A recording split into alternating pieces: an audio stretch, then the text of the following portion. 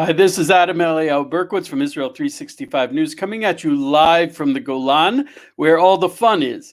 And today we're very pleased to have with us a dear friend, Yael Eckstein. She is now running she's the director of the International Fellowship of Christians and Jews. She took over the function from her Abba of blessed memory, Rabbi Yechiel Eckstein, who passed away 2 years ago.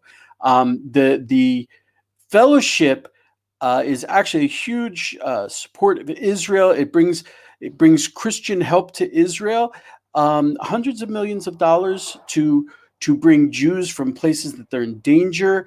They bring Russian Jews over on the Wings of Israel program. They brought hundreds of thousands of Jews to Israel from Ethiopia, Argentina, and other distressed countries. So Yael is with us. She's been filling her Abba's shoes for 2 years now. I was merited to speak to your father, to interview him a few times. And first of all, he was, there's a lot of focus on him being charismatic and really a high power individual. I also want to emphasize he was so sweet. He was so sweet to me. He was a very sweet man. He asked me a lot about my being an Abba. I was so touched. But the main thing that I think people miss about the fellowship is he was really using it as an excuse to connect people. The main thing was not the money. And that's a message that I get very clearly every time I speak to you. Would you say that is the mission? And has that mission changed over the years? Okay, wow. Well, thank you, Eliyahu. I'm so happy to be here with you and be a little bit connected to the Golan Heights. I'm on the other side of the country, but happy to be connected and happy to be with Israel 365 News once again. It has been, I always say that my life has transformed into everything I never dreamed of. I never thought I would live in Israel. I never thought I would be connected to the fellowship at all. It happened really just once I saw the work of the fellowship and spoke to and met these amazing Christians who stand with Israel and saw the biblical prophecy coming to fruition. I said, I have to be part of this. But it was never my goal in life. And definitely now I never intended or wanted even to take over the fellowship. I wanted to stand at my father's feet, continuing to learn from him and watch him lead. But I guess after 15 years of working together, God believed that I had enough experience and I've soaked up enough of his wisdom to do it on my own. So the fellowship, it's really amazing. It's really amazing how the fellowship has grown in the past year, and it's by continuing our mission. It's specifically, I'm just turning this off. I think there might be some background noise. I'm turning off my AC. It's specifically in staying with the mission that isn't, the goal isn't how many dollars we raise. It's not even how many people we help. The goal is how much can we further connecting Christians and Jews in shared values, in a love for Israel, in growth, in communication, in strategic partnership. And what's so awesome is that I always say, Eliyahu, that you know that something's true if it's based in paradox. And so the more that we focus on this bridge building connection, the more that we actually see the funds grow and the more people that we're able to help.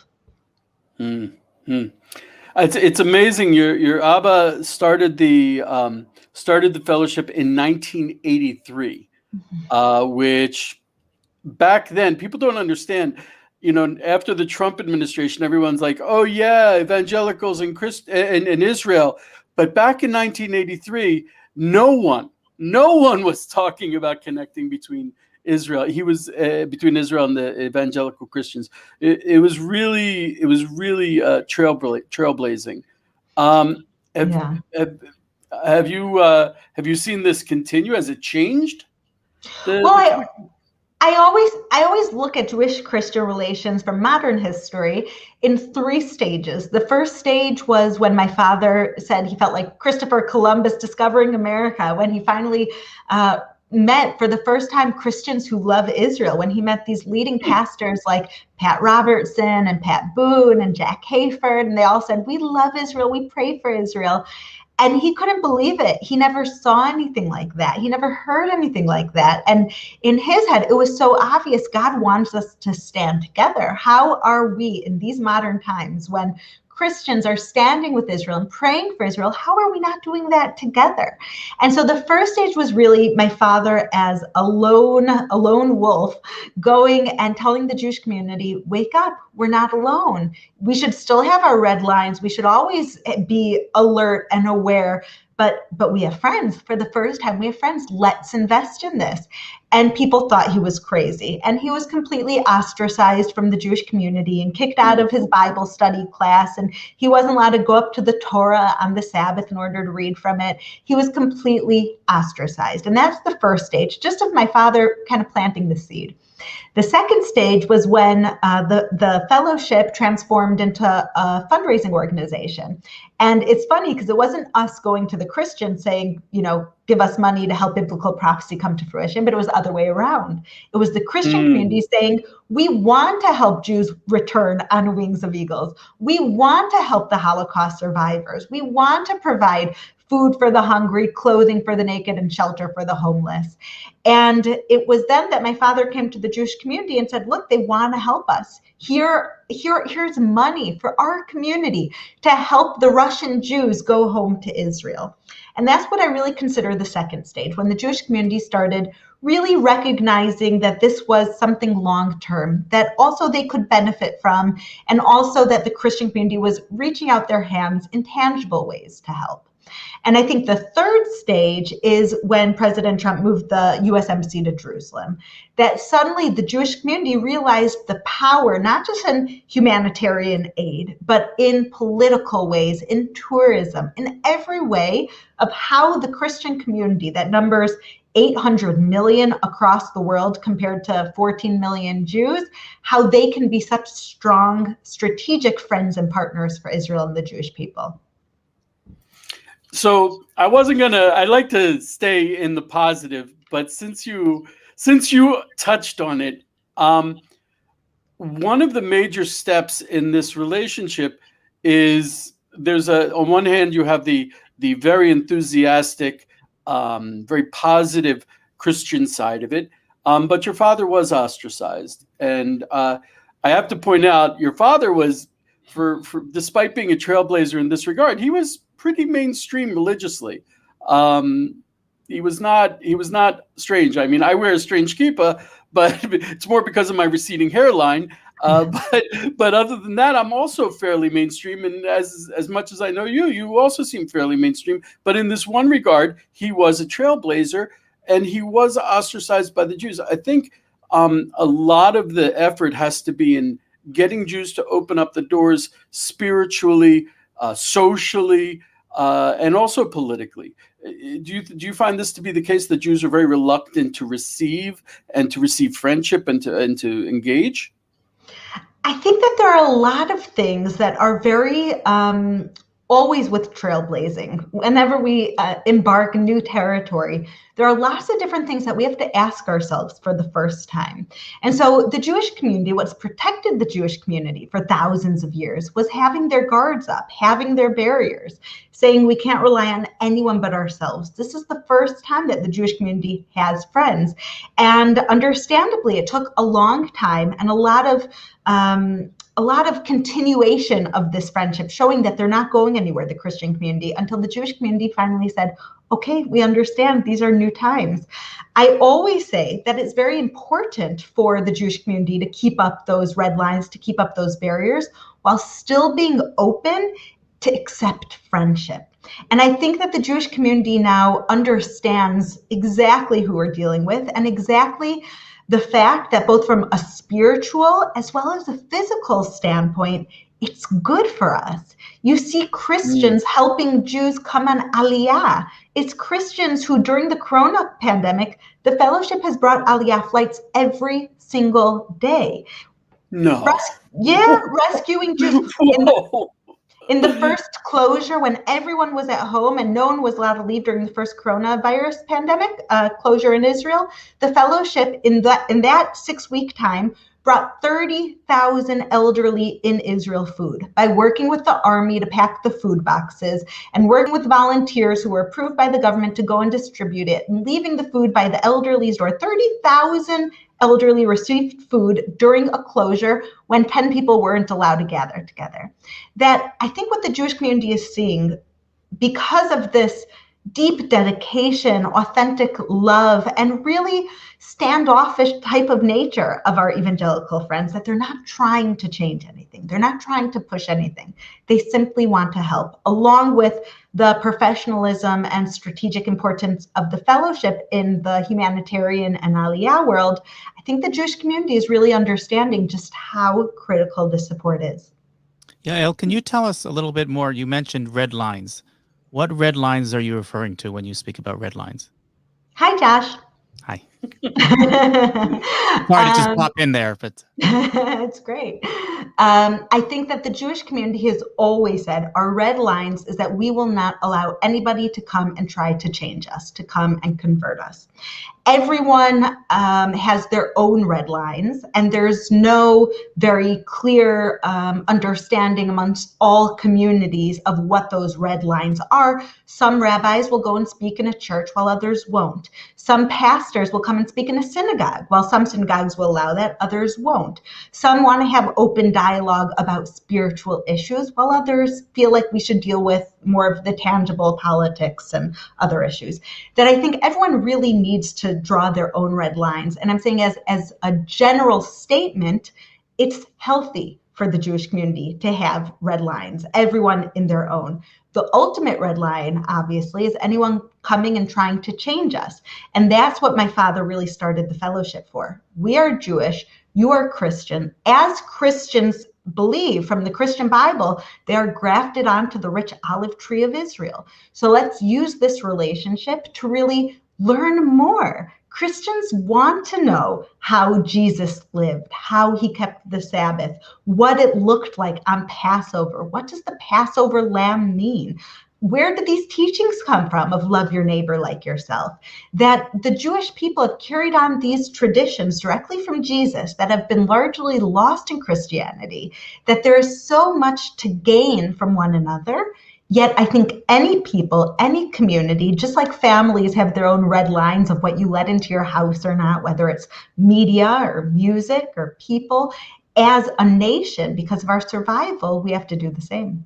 But the Jewish people's standoffish policies when it's come to Christian and Jewish dialogue throughout the centuries is definitely it's understood. We can understand that there has been a tragic. We're not ignoring the fact that there's been a tragic history between these two religions, and the fact that even if we're going to have dialogue, there is always that suspicion that there are ulterior motives involved in when a Christian comes and willingly wants to give funds and wants to move Jews to Israel. Perhaps they have something else in mind besides just being kind. Do you address that? I'll tell you how I understand it. And it goes back to what are the reasons that Christians want to support Israel? What are the reasons that Christians want to help Jews make Aliyah from all four corners of the earth in gathering? And I think it comes down to two main facts. The first fact is Genesis 12:3. It's one of the only times that God makes a promise. I will bless those who bless Israel. And when it comes to feeding Holocaust survivors or helping orphans, it goes back to Genesis 12:3 that the Christians that I work with always say, this is my opportunity to tap into God's blessing. I'm not trying to understand it. I'm not trying to say, are Jews better? Are they worse? But there is a statement in the Bible, Genesis 12:3, I will bless those who bless Israel. If you believe in that, then you want to tap into it. And the second reason is because we are living in awesome times. And sometimes I feel like Christians realize that more than the Jews, that for us, we were raised, at least I was, that of course there's Israel. In my whole life, there's been Israel. I was born after the 1967 war even. My whole life, there's been Jerusalem. There's been the Golan Heights. That it's hard to relate to something, even if you know in your head, it's hard to relate to it in your heart. And so I am raised with, of course, there's Israel. The Christians look at it and they realize kind of the reality of it, that for 2,000 years, the Jewish people were in exile. And suddenly they're returned with their homeland. Suddenly they're returned with their language. It's never happened in history to any other people before, let alone such a tiny nation. And the fact that this is happening exactly as the prophets foretold thousands of years ago, as Christians, they want to be part of it. So when you talk about something that's kind of a hot topic and an important topic it's very easy for the Jewish community to simplify. The Christian community wants to give to Israel because they want to convert us. What I would say is that's not a thought. You could sit down and have a conversation with a Christian, and they're Christian. They believe, obviously, that what they believe is true, and it should be that way. Judaism isn't a religion that wants to conquer and take over and change people to convert. They believe what they believe is true. But the reason why they sponsor so many programs for the Jewish people is in no way because they want to change us or convert us. It's because they want to be part of biblical prophecy unfolding. How do we get that message to the Jews is the question. We're trying. The non-Jews already got it. How do we get it to the Jews? Right, Josh, it's so true that I connect to Christians and they speak about prophecy. They speak about the, blessing us, being blessed. What you're doing is really a paradigm shift. It's a new paradigm because until now, as you said, there's been a history of relationships between Jews and Christians with them trying to convert us. And many Jews are still stuck in that paradigm where they think that that's the only relationship that there can be, only meaningful, significant relationship there can be between Jews and Christians is with one trying to convert the other. And even, I have to say that there's even a belief amongst religious Jews that, they're wrong, so we have to change them. And I personally try to put that on the side. I realize it's inside of me and I try to put it aside. At the same time, what you're doing is absolutely 100% not interfaith. Interfaith, as I saw it, interfaith as I experienced it in America was, we're all the same. We're all the same. The washing machine model. Yeah, right. And I see as one of the inevitable outcomes of a meaningful relationship between devout Christians and devout Jews is that they come out more themselves. Yes. Christians come out more devout, more closely connected to their belief, and I come out, and even I know sometimes they start talking about the Jewish people, and I feel like, you don't know me, I'm a schlepper, and they make me want to up my game so that I'll be living up to their expectations. So there's definitely that. It reminds me of what Shlomo Carlebach used to say. He used to say, what does it mean to be the chosen nation? It means that God chose the Jewish people to tell the world that they're chosen. And so I think that we kind of have been entrusted by God to tell the world, God loves you. And in this world where most of the world is monotheistic, you really understand what that means. That you go back to Abraham in a world of idol worshipers, who was the first monotheistic person to recognize this reality of one God. And then you look to where we came to today, that Christians believe in one God. Islam even is based on one God. And you realize that we have a mission here, as Rav Shlomo Carlebach says, to tell the world that they're chosen. I have another question. We were going through very powerful times where things are changing from one end to the other. The relation, and most especially the relations between America and Israel, have been very much the focus. I got the feeling since Trump's star started to drop a couple months ago, that after years of the Christians supporting us and showering us with affection, that all of a sudden they need us to help them through what for many of them is a difficult time. And I get the feeling that it's now time for us to be a light to them and to help them through these difficult times. Would you say that that's accurate? Am I making things up? Well, we don't, as the fellowship and as me personally, we don't take any stance on any politics or policies. And the reason why is because that's what holds us together, is that we focus on one thing: Jewish-Christian relations and support for Israel. Once you get into politics, you're divided. Once you say who's better or worse, you're dividing. And so what I could say is that I really believe that everything is from God. We saw some awesome things happen under President Trump. It was things happened that we didn't think would happen in 20 years happened in the span of 4 years. Well, the first time I ever actually met you was at the U.S. Embassy's barbecue, which was like, and everyone was saying next year in Jerusalem, because it was just that was where we were going. So rather than make it political, let's say there are people going through a difficult time right now. Can you see us returning the favor by really being a light unto them in what might be dark times? I think that's always the role of all people of faith. What does it mean to find faith? It means that you've tapped into the goodness of God, that you found the way to bring more love into the world. We are created in the image of God. And in Judaism, just as in Christianity, one of the main principles of our faith is to love our God and to love each other. That I think, as people of faith, should bring us to do good, to spread light, to not worry ourselves over things that we can't control, like who's the president and what their policies are going to be. That, of course, it's our obligation to vote and do everything in our power in order to influence what we think is right. But that's not where most of us are going to make the biggest change. The places that most of us are going to make the biggest change is by loving our neighbor. I always say, what is it about a neighbor that we have to love? A neighbor specifically is usually not like us, doesn't raise their family like us, doesn't have the same religion as us, doesn't have the same background as us.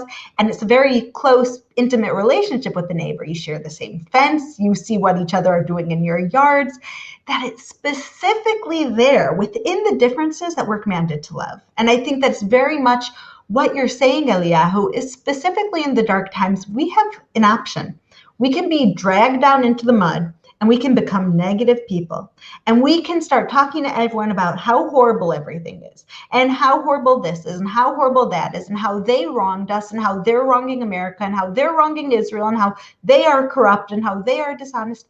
Or we can take the little bit of light that is always there. There is never a situation that there isn't light. We just have to decide what we look at. And as people of faith, I would hope that all of us go around spreading the good things that happen instead of dwelling on the bad. There are currently approximately 6 million Jews left in the United States, the largest Jewish population in the diaspora today. And those are the ones which are closest to home for me, because I run an organization called Bring Them Home that's involved in trying to educate and inform Jews around the world of the importance of moving back home to their ancestral homeland today. How do we convince that? You spoke about Israel being a refuge. First of all, I think it's clear today more than ever before. A year ago, almost to today, the gates of Israel were closed to tourists.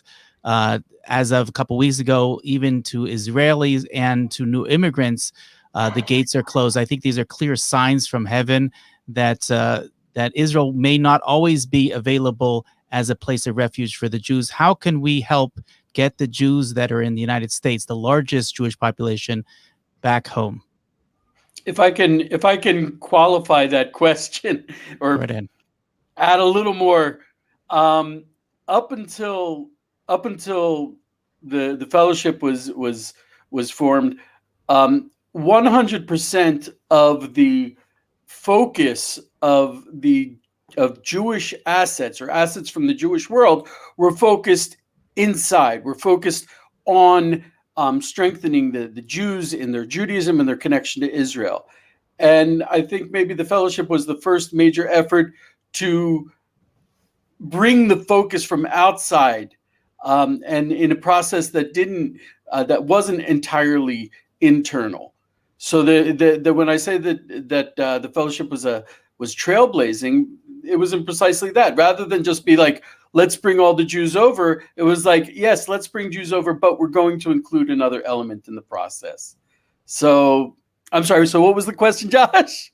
My question is about how we're going to bring American Jewry back home. Right. Yeah. So the fellowship focuses at-risk countries. We focus specifically in Ukraine, in Russia, in the Arab world, in South America. In the past few years, we've actually determined that France is now considered an at-risk country, considering there's so much anti-Semitism that Jews can't wear a Star of David necklace without threatening to be attacked. Our philosophy is that the Jews in America are wealthy enough, thank God, the wealthiest Jewish community maybe in the history of the exile, that if they want to come home from Israel, not that everyone's wealthy, but that the Jewish community is able to support bringing them home to Israel. Our philosophy is specifically that where the fellowship is needed, that again, our donations are from sacrificial giving. Our average gift is $65 a month. And from $65 a month, from 10 people, 100 people, 1,000 people, 100,000 people, 1,000,000 people, suddenly you make a huge impact. But we always go back to the point that it's sacrificial giving that's leading our ministry and our efforts, that we have to give it to people who otherwise wouldn't have the ability to come to Israel. So my focus is more on the at-risk countries, which thank God America doesn't qualify at. But I think there's an awakening going on in America as well. I know a lot of people personally from America that exactly like you said, for the first time, the borders of Israel are closed. And that was a wake-up call for a lot of people that if you want to come to Israel, the only way is by making Aliyah and realizing, having the ability, I always say, having the ability to choose, whether it's with moving to Israel or so many hot topics today like vaccinations or anything like that. Having the ability to choose is a privilege. I wasn't even asking about a subsidy for the Jews of the United States, more of an informational campaign. And I think that they are truly at risk today. The Jews, obviously, of France and Russia and the other places that you mentioned are definitely more so at risk, especially because they don't have the means to come here. But even in the UK and other places in Europe today, Jews are not welcome to or not comfortable walking around showing any sign of them being Jewish. And in the United States, I think that we're not far off from that. But again, that's just my radical opinion that I'm throwing in there. So if I may, I was taught an amazing understanding of a verse by a shepherd from Bahrain who told me, and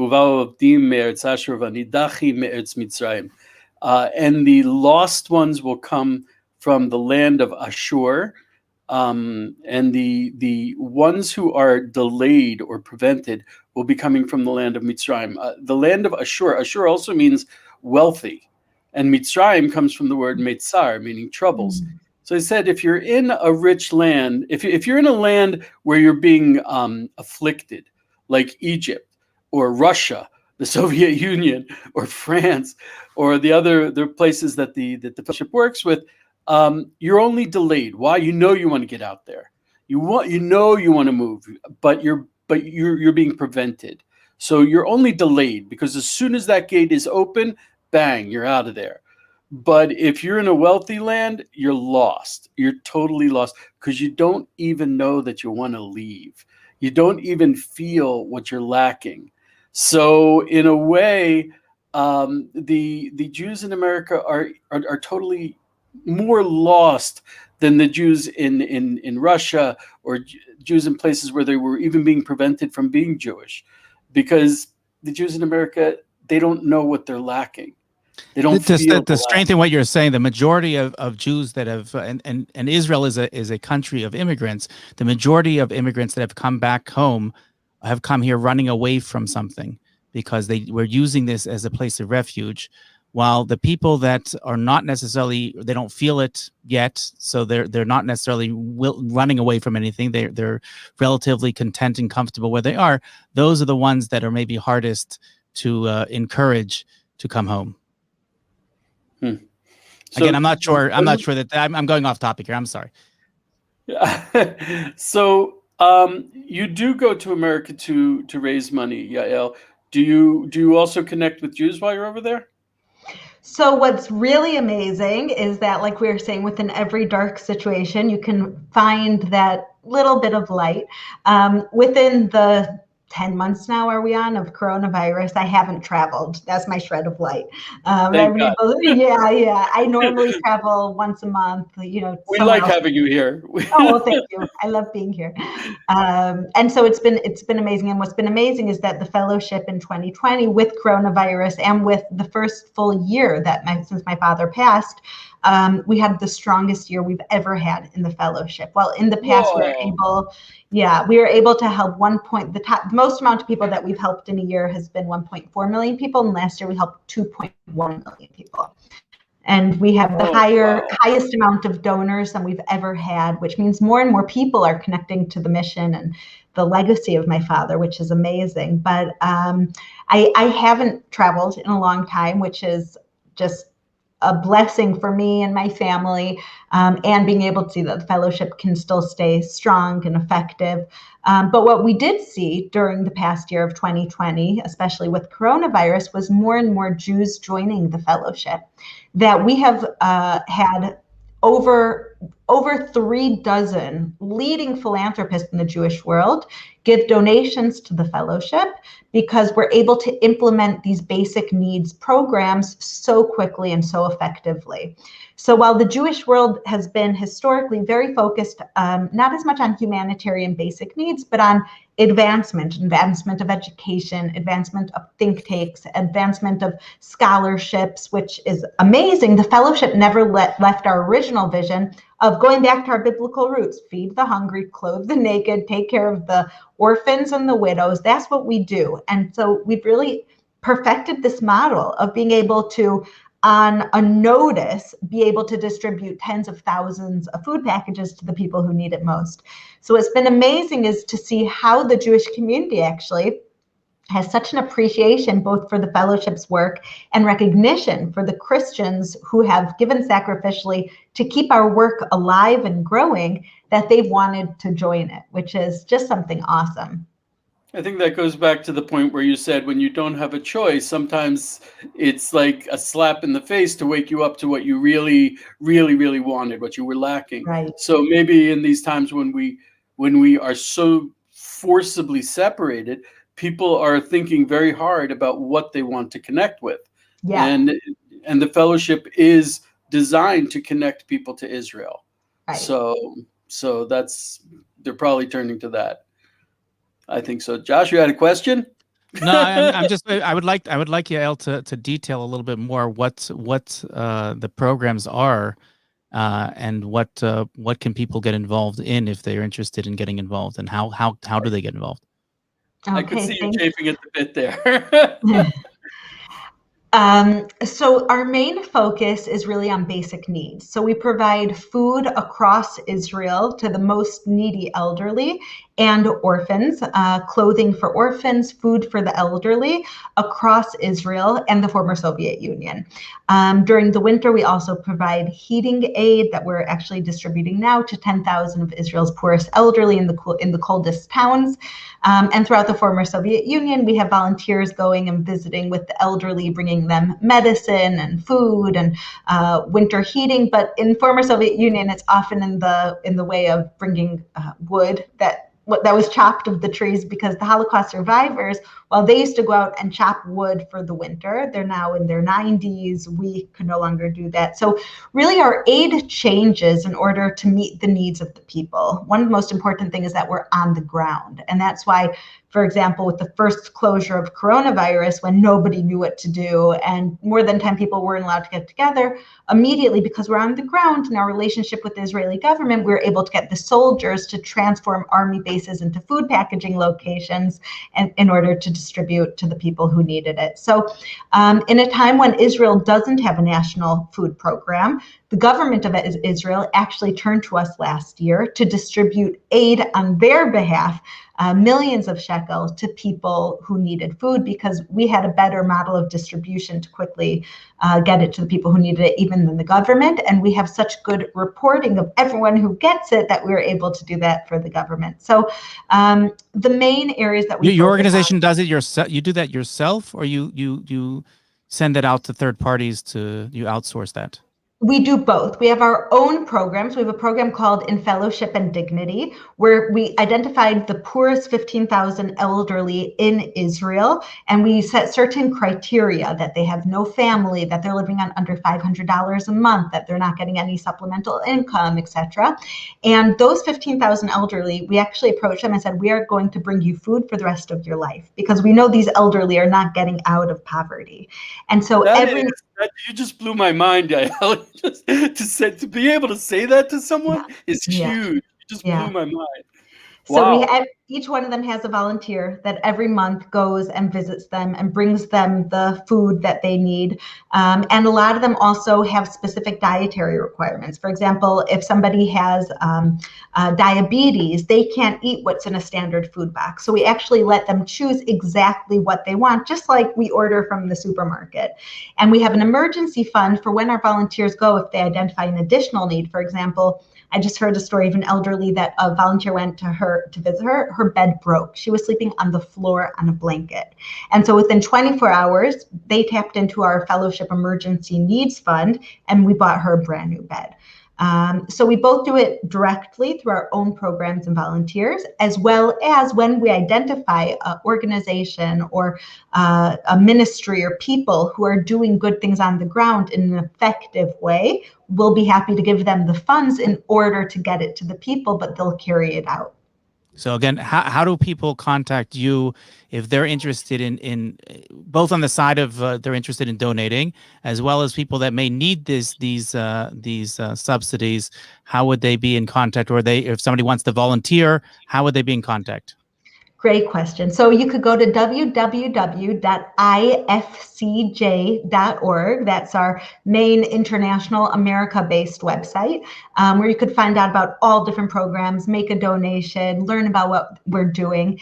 And you can always follow me also on Facebook at Yael Eckstein on Facebook, where you can get more updates also about the ministry's program and also day-to-day life in Israel.